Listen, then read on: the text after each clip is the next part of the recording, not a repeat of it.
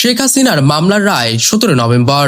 July August আন্দোলনে সংগঠিত মানবতা বিরোধী অপরাধের মামলায় ক্ষমতাচ্যুত প্রধানমন্ত্রী শেখ হাসিনা ও সাবেক স্বরাষ্ট্রমন্ত্রী আসাদুজ্জামান খান কামাল সহ 3 আসামির রায়ের দিন ধার্য করেছে আন্তর্জাতিক অপরাধ ট্রাইব্যুনাল। আগামী 17 নভেম্বর সোমবার এ মামলার রায় ঘোষণা করা হবে।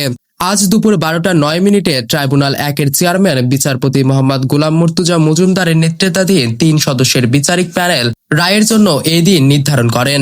ট্রাইব্যুনালের বাকি সদস্যরা হলেন বিচারপতি মোহাম্মদ শফিউল আলম মাহমুদ ও বিচারপতি মোহাম্মদ মহিতুল হক এনাম চৌধুরী। ট্রাইব্যুনালে প্রসিকিউশনের পক্ষে ছিলেন chief prosecutor Mohammad Tajul Islam, prosecutor Mizanul Islam, Gazi এম.এইচ Tamim, Faruk Ahmed সহ অন্যান্যরা। গত 23 অক্টোবর এ মামলায় সমাপনী বক্তব্য দেন অ্যাটর্নি জেনারেল মোহাম্মদ আসাদুজ্জামান। মানবতা বিরোধী অপরাধের দায়ে বিশ্বের বিভিন্ন দেশের প্রধানমন্ত্রী সহ হেভিওয়েট নেতাদের যেভাবে বিচারের মুখোমুখি হতে হয়েছিল সেসব বর্ণনা ট্রাইব্যুনালে তুলে ধরেন তিনি। একই সঙ্গে শেখ হাসিনা ও কামালের সর্বোচ্চ সাজা দাবি করেন। পরে আসামি পক্ষে রাষ্ট্র নিযুক্ত আইনজীবীর যুক্তি উপস্থাপনের কয়েকটি বিষয়ে জবাব দেন চিফ প্রসিকিউটর মোহাম্মদ তাজুল ইসলাম।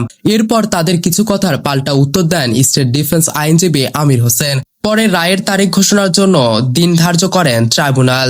শেখ হাসিনার সর্বোচ্চ সাজার প্রত্যাশা চিফ প্রসিকিউটরের। ট্রাইব্যুনালের দিন ধার্যের পর মানবতা বিরোধী অপরাধের মামলায় সাবেক প্রধানমন্ত্রী শেখ হাসিনা ও সাবেক স্বরাষ্ট্রমন্ত্রী আসাদুজ্জামান খান কামালের সর্বোচ্চ সাজার প্রত্যাশা করেন আন্তর্জাতিক অপরাধ ট্রাইব্যুনালের চিফ প্রসিকিউটর মোহাম্মদ তাজুল ইসলাম।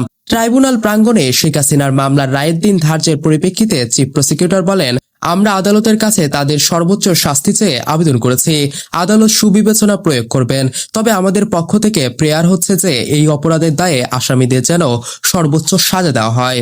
এই মামলাটির রায় ঘোষণার জন্য আগামী 17 নভেম্বর সোমবার দিন নির্ধারিত করেছেন। ইনশাল্লাহ আগামী 17 নভেম্বর সোমবার এই মামলাটির রায় ঘোষিত হবে। আদালত তার সুবিবেচনা, তার প্রজ্ঞা প্রয়োগ করবেন এবং এই জাতির যে বিচারের জন্য আকাঙ্ক্ষা, যে তৃষ্ণা, সেটার প্রতি তারা সুবিচার করবেন। আমরা সর্বোচ্চ শাস্তি আদালতের কাছে প্রেয়ার করেছি। আদালত তার সুবিবেচনা প্রয়োগ করবেন। এখানে অকাট্য প্রমাণ, শক্তিশালী সাক্ষ্য প্রমাণ সবকিছু তুলে ধরা হয়েছে।